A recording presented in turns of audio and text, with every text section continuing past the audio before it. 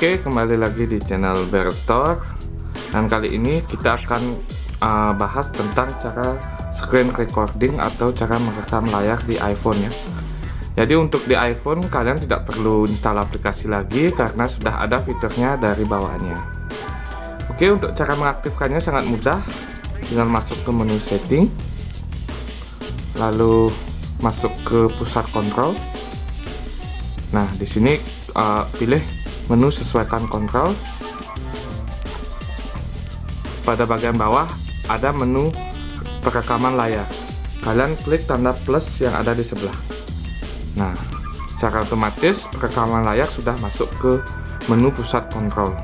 Untuk mengaksesnya, kalian dari menu halaman depan geser ke atas. Nah, di sini sudah ada tombol untuk screen recording. Kalian bisa gunakan untuk recording saat bermain game atau yang lainnya.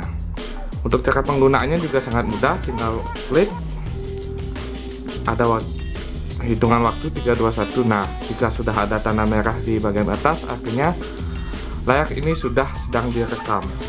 Oke. Nah, untuk menghentikan selesai rekam, klik tanda merah yang di bagian atas layar, lalu klik hentikan.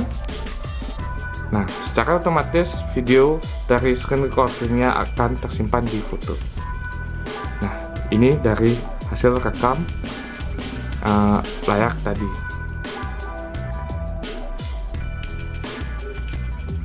Nah,